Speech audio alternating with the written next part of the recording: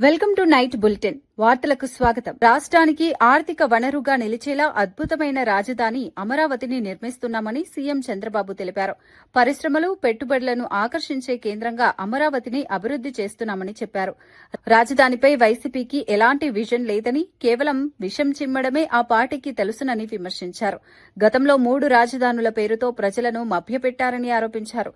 కేంద్రం చట్టం వేసిన తర్వాత కూడా అదే ధోరణిలో కొనసాగిస్తున్నారని మండిపడ్డారు.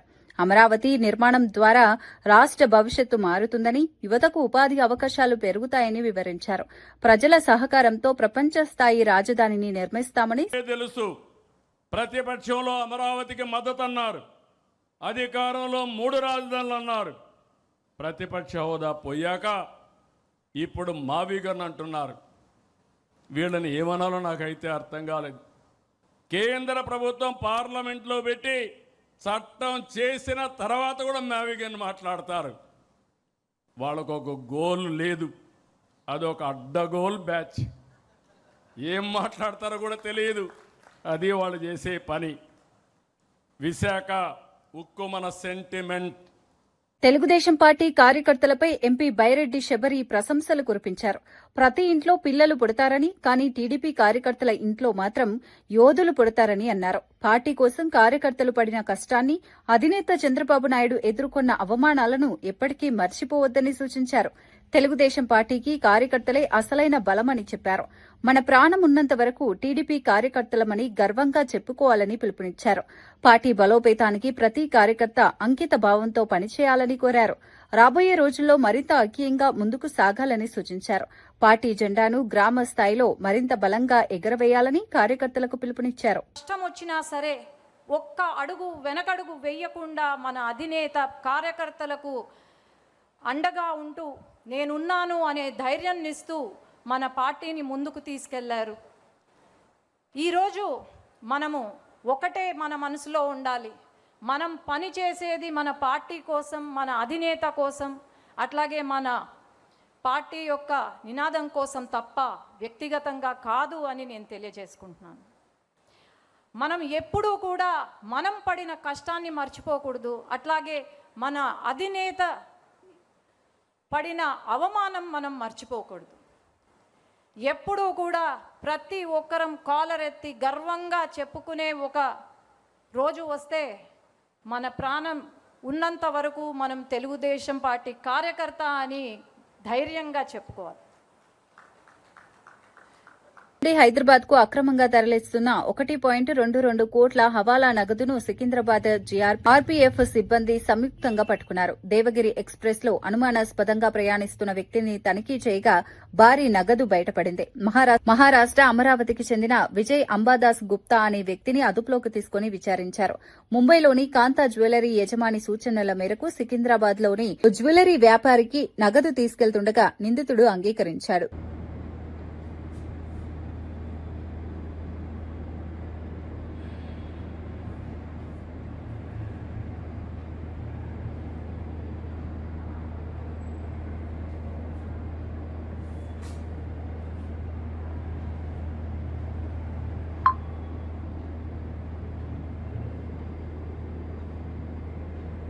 మారుతున్న వాతావరణ పరిస్థితులతో రాష్ట్రంలో ఎండల తీవ్రత అధికంగా ఉంటోందని అధికారులు హెచ్చరిస్తున్నారు. ముఖ్యంగా రైతులు, గిగ్ వర్కర్స్, ఆటో డ్రైవర్లు, క్యాబ్ డ్రైవర్లు, బహిరంగ ప్రదేశాల్లో పనిచేసేవారు ఎండల పట్ల అత్యంత అప్రమత్తంగా ఉండాలని సూచించారు.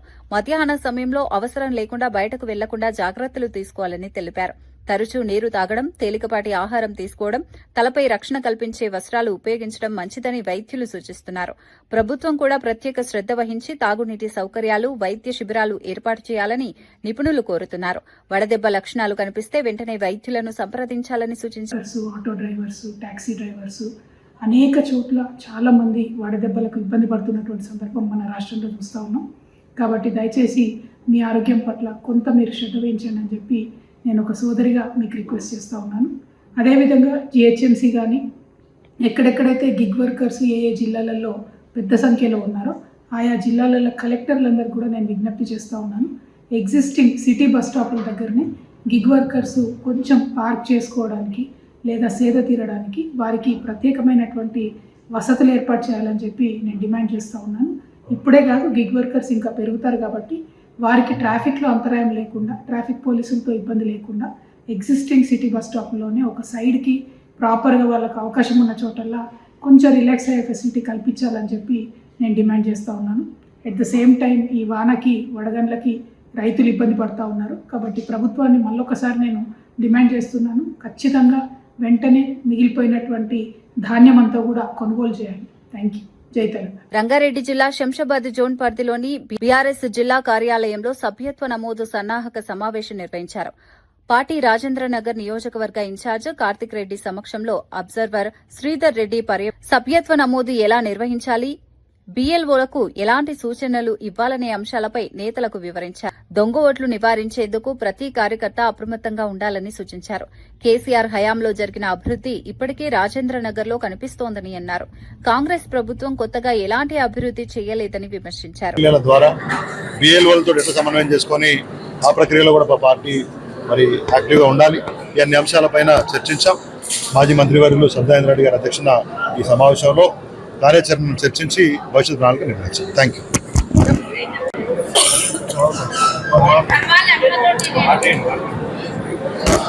ఈరోజు బూత్ లెవెల్ ఇన్ఛార్జెస్తో మీటింగ్ పెట్టుకోవడం జరిగింది. సమన్వయ కమిటీ అధ్యక్షులతో పార్టీ ఇచ్చిన డైరెక్షన్, గౌరవనీయులు కేసీఆర్ గారు ఇచ్చిన డైరెక్షన్తో మెంబర్షిప్. రేవంత్ రెడ్డి 2.5 పాలనలో ఒక్క నోటిఫికేషన్ కూడా రాక నిరుద్యోగ యువత కంటతడి పెడుతోందని బీఆర్ఎస్ నాయకుడు రాకేష్ రెడ్డి విమర్శించారు. దిల్సుఖ్ నగర్ దిక్కులేని వాళ్ల నగర్ గా మారిపోయిందని, అశోక్ నగర్ శోక సంద్రంగా మారిందని అన్నారు.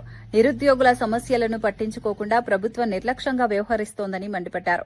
కేసీఆర్ హయాంలో ఇచ్చిన నోటిఫికేషన్లను తామే ఇచ్చినట్లు కాంగ్రెస్ ప్రభుత్వం ప్రచారం చేసుకుంటోందని ఆరోపించారు. ఉద్యోగాల కోసం ఎదురు చూస్తున్న యువత తీవ్ర నిరాశలో ఉన్నారని చెప్పారు. ఎన్నికల హామీలను అమలు చేయకుండా ప్రభుత్వం కాలయాపన చేస్తోందని విమర్శించారు. ఒక్క నోటిఫికేషన్ వచ్చిందా?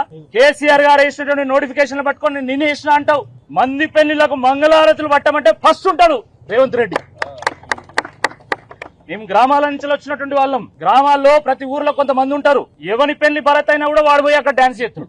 అట్లనే ఉన్నది రేవంత్ రెడ్డి గారి వ్యవహారం కూడా. నోటిఫికేషన్ ఇచ్చింది కేసీఆర్ గారు, పరీక్ష నిర్వహించింది కేసీఆర్ గారు, ఫలితాలు ఇచ్చింది కేసీఆర్ గారు.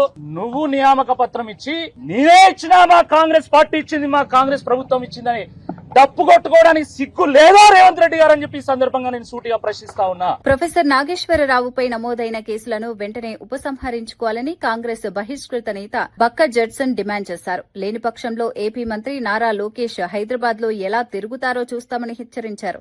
తెలంగాణ ప్రజలపై మరోసారి ఎఫ్ఐఆర్ నమోదు చేస్తే మర్యాదగా ఉండదని AP deputy CM Pawan Kalyan కు స్పష్టం చేశారు. ఆంధ్ర పోలీసులు తెలంగాణకు వచ్చి కేసులు నమోదు చేయడాన్ని ఆయన తీవ్రంగా తప్పుబట్టారు. దీనికి తెలంగాణ హోంమంత్రి ఎలా అనుమతి ఇస్తారని ప్రశ్నించారు. ఏ విధంగా తిరుగుతారు బాస్? తెలంగాణకు పోలీసులు ఏ విధంగా వస్తారు? అరెస్టు వారెంట్ పట్టుకొని ఏ విధంగా వస్తారు? మేము చేతగాని వాళ్ళమా? చేతులు గాజులు వేసుకున్నామా? మిస్టర్ రేవంత్ రెడ్డి దగ్గర హోంశాఖ మంత్రి ఉన్నది. ఏ విధంగా నువ్వు అనుమతిస్తున్నావు? ఈ కాంచెలు వారెన్లతో ఆంధ్రకేరళ పోలీసులు వస్తే అరెస్ట్ చేసి లోపడేసి పడేయాలి. వాళ్ళని జైల్లో పెట్టాలి. ఎట్లెట్లు వస్తారు? తమాషా చేస్తుండ్రా ఇక్కడ, తమాషా చేస్తుండ్రా ఇక్కడ. ఇదే ఆఖరి ఎఫ్ఐఆర్ కావాలి, ఇదే లాస్ట్ ఎఫ్ఐఆర్ కావాలి. ఇంకోసారి ఎఫ్ఐఆర్ అయితే మామూలు కూడా చెప్తున్నా, పవన్ కళ్యాణ్ చెప్తున్నా, ఖబర్దార్ అని చెప్తున్నా, హెచ్చరిస్తున్నా, రిక్వెస్ట్ ఇస్తున్నా. బొంగుదింగ్ ఎవరి చేయడు ఇక్కడ. నువ్వు చేసి చూడు, ఇక్కడ అరెస్ట్ చేసి చూడు, కుక్క మీద కాలి తొక్కుతా నా కొడకల్లారా. జై తెలంగాణ, అమరవీరులకు జోహార్లు. బీఆర్ఎస్ నాయకుడు బాల్కా సుమన్ చేసిన బెదిరింపు వ్యాఖ్యలకు కాంగ్రెస్ పార్టీ కానీ రాష్ట ప్రభుత్వం కానీ భయపడదని టీజీఎల్డీఏ కార్పొరేషన్ చైర్మన్ చరణ్ కౌశిక్ యాదవ్ స్పష్టం చేశారు. తెలంగాణలో అలజడి సృష్టించేందుకు, శాంతి భద్రతలకు విఘాతం కలిగించేందుకు బాల్కా సుమన్ సింగరేణి కార్మికులను, రైతులను రెచ్చగొట్టే ప్రసంగాలు చేస్తున్నారని మండిపడ్డారు. రైతులు, సింగరేణి కార్మికుల కోసం గత బీఆర్ఎస్ ప్రభుత్వం ఏం చేసిందో చెప్పాలని డిమాండ్ చేశారు. కాంగ్రెస్ ప్రభుత్వం అమలు చేస్తున్న సంక్షేమ పథకాలపై చర్చించేందుకు సిద్దంగా ఉన్నామని తెలిపారు. సింగరేణి భవన్ కాల్చేయండి అని చెప్పేసి ఏకంగా తెలంగాణ రాష్ట్రంలో సింగరేణి కార్మికులను, రైతులను రెచ్చగొట్టే ప్రసంగాలు వారు చేస్తా ఉన్నారు. వారి వ్యాఖ్యలు తీవ్రంగా ఖండిస్తూ పార్టీ క్యాడర్ సింగరేణి కార్మికులకు రెచ్చగొట్టిన బాల్క సుమన్ మీద ఖచ్చితంగా ప్రభుత్వం చర్యలు తీసుకుంటది. ఖచ్చితంగా తెలంగాణ సమాజం గమనిస్తున్నారు. బీఆర్ఎస్ పార్టీలో ఉన్నటువంటి నాయకులు ఏ విధంగా బట్టగాల్చి తెలంగాణ రాష్ట్రంలో లేని సమస్యలు ఉన్నట్టుగా క్రియేట్ చేసే ప్రయత్నం వారు చేస్తా ఉన్నారు. అదే కాకుండా తెలంగాణ బొగ్గుగని కార్మిక సంఘం మీటింగ్ లో వారు మాట్లాడుతూ మనం ప్రభుత్వానికి వ్యతిరేకంగా ధర్నాలు కావచ్చు రాస్తారోకాలు చేస్తే రైతులు రోడ్ల మీదకి రావడం లేదు. హైవేల దిగ్బంధం చేస్తే 5 మంది మాత్రమే రైతులు స్వచ్ఛందంగా వచ్చారు. మన పార్టీకి సంబంధించినటువంటి 60-70 మంది నాయకులు వచ్చారని చెప్పేసి వారే మాట్లాడుతా ఉన్నారు. అదే కాకుండా సోషల్ మీడియాలో కావచ్చు, ప్రెస్ మీట్లు కాదు, మనం మిలిటెంట్ యాక్టివిటీ చేస్తే తప్ప తెలంగాణ సమాజంలో బీఆర్ఎస్ పార్టీ ఎవరు ఆదరిస్తారని చెప్పేసి వారే ఒప్పుకున్నారు.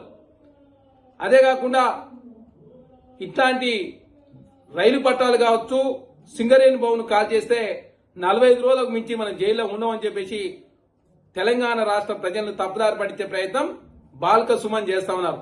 బాల్క సుమన్ వ్యాఖ్యలను తీవ్రంగా ఖండిస్తూ తెలంగాణ రాష్ట్రంలో రైతాంగానికి సంబంధించి కేసీఆర్ గారి ప్రభుత్వంలో 10 సంవత్సరాలు చేయింది తెలంగాణ రాష్ట్రంలో కాంగ్రెస్ ప్రభుత్వం చేసింది.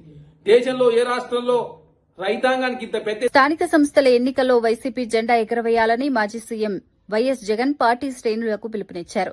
చంద్రబాబు అధికార దుర్వినియోగానికి పాల్పడిన నియోజకవర్గ ఇన్ఛార్జీలు కార్యకర్తలకు అండగా నిలవాలని సూచించారు. స్థానిక సంస్థల అభ్యర్థులకు అన్ని విధాలుగా సహకరించాలని కోరారు. ఎలాంటి ఇబ్బందులు ఎదురైనా పార్టీ కోసం కట్టుబడి పనిచేయాలని కార్యకర్తలకు దిశానిర్దేశం చేశారు. చంద్రబాబు ఎన్ని కుట్రలు చేసినా వైఎస్సార్ కాంగ్రెస్ పార్టీ జెండా ఎగరాల్సిందేనని స్పష్టం చేశారు. గ్రామస్థాయి నుంచి పార్టీని బలోపేతం చేయాలని, ప్రతి కార్యకర్త ప్రజల్లో ఉండి పార్టీ సిద్ధాంతాలను తీసుకెళ్లాలని జగన్ పిలుపునిచ్చారు. నన్ను ఓడించడానికి ఎంత చేసినా కూడా నా ఎమ్మెల్యే క్యాండిడేట్ నన్ను విడవలేదు, నాకు అండగా తోడుగా నిలబడ్డాడు అన్నది ప్రతి కార్యకర్తకు అనిపించాలి. ఆ విధంగా మీరు కార్యకర్తల మనసులు గెలుచుకునే కార్యక్రమం ఈ ఎన్నికల ద్వారా జరగాలి. ఎప్పుడైనా గుర్తుపెట్టుకోండి, కార్యకర్తకు సంబంధించిన ఎన్నికల్లో మీరు కార్యకర్తకు తోడుగా ఉంటే రేపొద్దున మీ ఎన్నికల్లో అదే కార్యకర్తలు మీకు తోడుగా ఉంటారు అన్నది మాత్రం ఎవరు మర్చిపోవద్దండి. ఇది చాలా ఖచ్చితంగా నేను చెప్తా ఉన్నా. చంద్రబాబు నాయుడు గారు అనే వ్యక్తి ఎన్ని కుట్రలు చేసినా, ఎంతగా ఇబ్బందులు పెట్టినా కూడా ఖచ్చితంగా స్థానిక సంస్థల ఎన్నికల్లో ప్రతి చోట వైఎస్ఆర్ కాంగ్రెస్ పార్టీ తరఫున జెండా ఎగరేయాలి. ఇది మాత్రం ప్రతి ఒక్కరూ గుర్తుపెట్టుకోవాలి. బీఆర్ఎస్ నాయకుడు బాల్కా సుమన్ పై ప్రభుత్వ విప్లో అద్దంకి దయాకర్, బల్మూరి వెంకట్ డీజీపీ సివి ఆనంద్ కు ఫిర్యాదు చేశారు. బాల్కా సుమన్ కుట్రపూరితంగా రెచ్చగొట్టే వ్యాఖ్యలు చేశారని, ఆయనపై వెంటనే చర్యలు తీసుకోవాలని విజ్ఞప్తి చేశారు. ప్రభుత్వ రంగ సంస్థలకు నష్టం కలిగించేలా, ప్రజలను రెచ్చగొట్టేలా ఆయన వ్యాఖ్యలు ఉన్నాయని ఆరోపించారు. ఈ వ్యాఖ్యలు వ్యక్తిగతంగా చేశారా లేక పార్టీ తరపున చేశారా అన్నది బీఆర్ఎస్ పార్టీ స్పష్టం చేయాలని డిమాండ్ చేశారు. బాల్కా సుమన్ వ్యాఖ్యలకు సంబంధించిన వీడియోలు, పత్రికల్లో ప్రచురితమైన క్లిప్పింగ్లను కూడా ఫిర్యాదుకు జతచేశారు. కనీసం ఆత్మ పరిశీలన చేసుకునే అవగాహన కూడా వాళ్ళకు లేదు. ఫ్యాబ్రికేటెడ్ అయితే దాన్ని ఎట్లా ఏ ల్యాబ్ పంపించి చేయాలి. నేను అనలేదు అని తప్పించుకోవడం అంటేనే తుర్రుమని పారిపోవడం. దమ్ముంటే నేను అన్నా అని చెప్పి అన్నోడు అనాలి. అది ధైర్యం, అది నాయకుని యొక్క లక్షణం అనేదని ఆయన మాట్లాడిన ప్రపంచాన్ని ఉద్దేశించి మాట్లాడిన వీడియోలనంటే ఒక్క నిమిషం తీసి చేస్తున్నట్టు. మీ యూట్యూబ్కి మీరు టీఆర్ఎస్ పార్టీ యూట్యూబ్ ఉంటుంది కదా, దాంట్లో తీసి మొత్తం పెట్టు నువ్వు మాట్లాడింది. కనీసం పబ్లిక్ని అడ్రస్ చేసేటప్పుడు ఏ విధంగా మనం ప్రజల గురించి మాట్లాడాలని నేర్చుకోవాలి. అది కూడా సరిగ్గా లేకుండా అట్లాంటి వాళ్ళని మిమ్మల్ని ఎంపీలను, మంత్రులను, మళ్ళీ ఎమ్మెల్యేలను చేసిన చరిత్ర కేసీఆర్. అందుకని కేసీఆర్ అంతా కేసీఆర్ అంటున్నా. అందుకనే ఈ బ్రాండ్ అంతా తయారు చేసి ఏమంటాం దీన్ని, ఏం బ్రాండ్, ఏం గ్యాంగ్ అనాలి వీళ్ళను. ఉగ్రవాదుల కన్నా కొన్ని ఎథిక్స్ ఉంటాయి, అవి కూడా లేవు. మాట్లాడేటప్పుడు ఇప్పుడు రైలు పట్టాలు చేస్తే ఎవరికి నష్టం జరుగుతుంది? ఆ రోజు అన్నదాంట్లో ఏంటిది వెంకట్ గారు చెప్పింది, నక్సలైట్లు మరి దొరతనం వస్తే, ఇట్లాంటి అహంకారపూరిత పరిపాలన వస్తే గడిలను పేల్చింది కదా, అట్లనే ప్రజాభవన్ను గడిగా చేసుకున్నాడు, గడిని పేల్చేయమని చెప్పి ఆ రోజు అన్నాడు.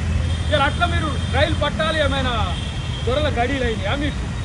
సింగరేణి భవన్ లేకపోతే సింగరేణి కార్మికులకు ఇలా మేలు చేసే సింగరేణి భవన్ మీకు గడి అయిందా? అంటే మీకు గడీలు లేకపోతే ప్రభుత్వ ఆస్తులు విధ్వంసం చేస్తారా? ఇట్లాంటి ఒక అనాలోచితమైన నాది తప్పైంది అని చెప్పి ఒప్పుకోవడం అని చేయాలి కనీసం ప్రజల ముందు. కాదు అరెస్ట్ చేసుకోరి ఇక్క చేసుకోరి, అరెస్ట్ చేయాలన్నా ఏం చేయాలి పోలీసులు మిత్రులు చూసుకుంటారు, డీజీపీ గారు చూసుకుంటారు. కానీ టీఆర్ఎస్ అనేది ఇంత దిగజారుడు రాజకీయాలకు చేస్తున్నది. ఆర్టీసీ కార్మికులు రెచ్చగొట్టి అట్లా లబ్ధి పొందాలనుకున్నది. కానీ ప్రభుత్వానికి కట్టుబడి ఉన్నది కాబట్టి ముందు నుంచే ఉన్నది. దాంట్లో కొంతమంది రెచ్చగొట్టింది. పాపం మిత్రుడు శంకర్ గౌడ్ గారు లేకపోయింది మన మధ్యన. కానీ ఆయన ఆవేశానికి మీరే కారణం. అంతకుముందు ఆర్టిజన్స్ ఎలక్ట్రిసిటీ ఆర్టిజన్స్ అయితే మేమే దాన్ని పరిష్కరించినాం బట్టి గారితో కలిసి. తర్వాత ముఖ్యమంత్రి గారు వీళ్ళు ఇట్లా ఏంది ఉన్మాదులుగా వస్తున్నారని చెప్పేసి డిఎన్జిఓస్ డీజీఓస్ని పిలిచి మాట్లాడుతున్నాడు. టీఆర్సీలకు మాకు సంబంధించి అన్ని చెప్తున్నాడు.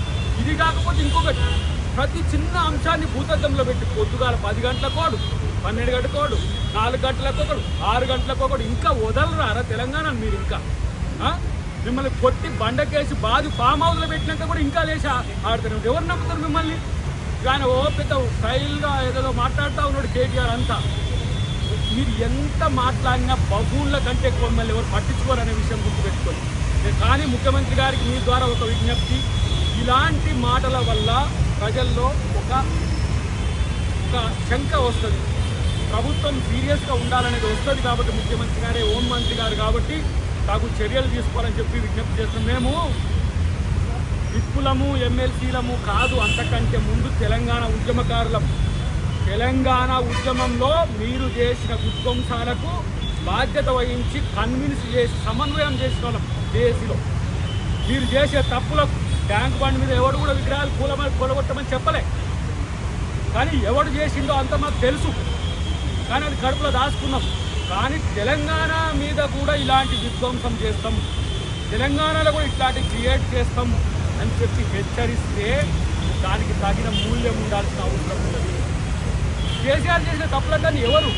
పొలం రామ్ గారే కదా దేశంలో కూర్చొని అది అట్లా కాదు ఇది ఇట్లా కాదని చెప్పి మిమ్మల్ని కంట్రోల్ చేసే వ్యక్తులే లేరు రా బాబు. మిమ్మల్ని ఎవరు కంట్రోల్ చేయలేడు. కేసీఆర్ని కంట్రోల్ చేస్తలేరు. కేసీఆర్ని కంట్రోల్ చేసి ఉంటే మీ పార్టీ ఇట్లా ఉండకపో. ఇలా కేసీఆర్ ఎవరిని కంట్రోల్ చేసే పరిస్థితులు ఉన్నాయి. కాబట్టి ఇట్లాంటి బరి తెగించే చర్యలు తెలంగాణలో నడవు అని చెప్పి వారికి తెలియజేస్తారు. హైదరాబాద్ లో 1,00,000 ఇండ్ల నిర్మాణానికి ప్రభుత్వం శ్రీకారం చుట్టిందని మంత్రి పొంగులేటి శ్రీనివాసరెడ్డి వెల్లడించారు. జీహెచ్ఎంసీ పరిధిలోని 24 నియోజకవర్గాల్లో ఎల్ఐజీ ఇండ్ల నిర్మాణానికి అనువైన స్థలాలను పరిశీలించారు. మంత్రి అజారుద్దీన్, ఎంపీ అసదుద్దీన్ ఓవైసీతో కలిసి నాంపల్లి, మలక్పేట్, బహదూర్పుర ప్రాంతాల్లో పర్యటించారు. అనంతరం కుల్సుంపుర, అబ్దుల్గంజ్, గడ్డి ఎన్నారం ప్రాంతాల్లో శిథిలావస్థలో ఉన్న ప్రభుత్వ భవనాలను పరిశీలించారు.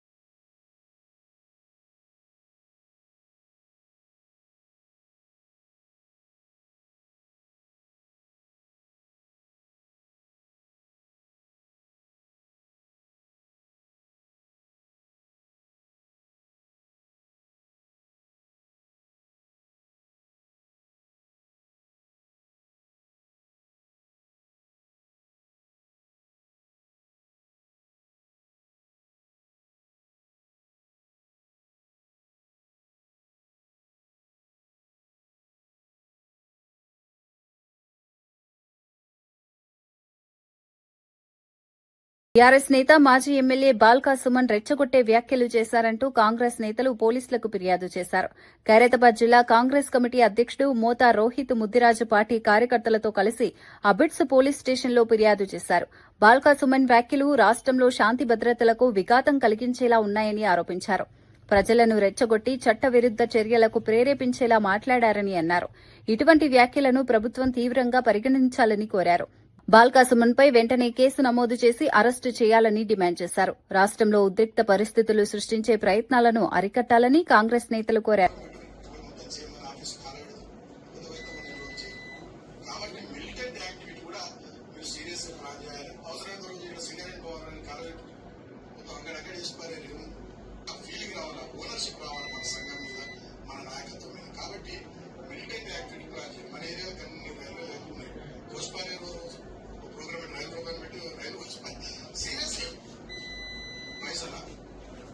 పైసలు పైసలు తన్నుకుతున్నారు అంటే ఓపెన్ గా మనము ప్రభుత్వ ఆస్తులు ధ్వంసం చేస్తే ప్రైవేట్ వాళ్ళు కూడా భయపడి డబ్బులు ఇస్తారు అని చెప్పేసి ఓపెన్ గా పబ్లిక్ ప్లాట్ఫామ్ లో చెప్తున్నాడు. గవర్నమెంట్ ఆఫీసెస్ ని డిస్ట్రాయ్ చేయాలని చెప్పి చెప్తున్నాడు. సో వీటి మీద ఇప్పుడు ఇట్లా ఎంకరేజ్ చేసుకుంటూ పోతే యాక్షన్ తీసుకోకపోతే పబ్లిక్ కూడా ప్రొవోక్ అవుతారు. కాబట్టి వెంటనే తను యాక్షన్ తీసుకోవాలని చెప్పేసి నేను కంప్లైంట్ చేయాలనుకుంటున్నాను సార్. మా Hyderabad district Congress complaint team sir.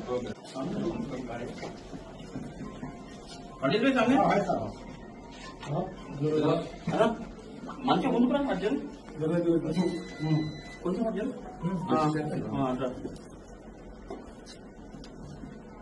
ఒక ఎమ్మెల్యేగా పనిచేసినోడు, ఒక ఎంపీగా పనిచేసినోడు నిన్న వాళ్ళ కార్మిక నాయకులను ఉద్దేశించి మాట్లాడుకుంటా, మీరు ఇట్లా సోషల్ మీడియాలో పనిచేస్తే తగదు, మిలిటెంట్స్ లాగా పనిచేయాలి, సింగరేణి భవన్ తలగబెట్టాలి, జీఎం ఆఫీస్ తలగబెట్టాలి, పట్టాలను వలగొట్టాలి, ఒక వీధి రౌడీలాగా ప్రజలను రెచ్చగొడుతూ వాళ్ళ నాయకులను రెచ్చగొట్టే విధంగా మాట్లాడిండు. ఈ సభ్య సమాజం తల దించుకునే విధంగా బాల్కా సుమన్ మాట్లాడిండు. ఇంకొక ముఖ్యమైన విషయం, తెలంగాణ రాష్ట్ర సాధన కోసం చేసినటువంటి ఉద్యమం చాలా పవిత్రమైనటువంటి ఉద్యమం. మరి అటువంటి ఉద్యమంలో కూడా ఇప్పుడు ఏ విధంగా అయితే మాట్లాడిండో ఇదే విధంగా ఉద్యమాన్ని అడ్డు పెట్టుకొని అప్పుడు ఉన్నటువంటి మరి కంపెనీలను గాని ఇతర వ్యవస్థలను గాని బ్లాక్ మెయిల్ చేసి ధ్వంసం చేస్తామని చెప్పేసి వాళ్ళ డబ్బులను లూటీ చేసి అంచెలంచెలుగా ఎదిగిన వ్యక్తి బాల్కా సుమన్. ఈ బాల్కా సుమన్ ను ఇటువంటి పనులను చేయడానికి ప్రేరేపించిన వ్యక్తి కేటీఆర్.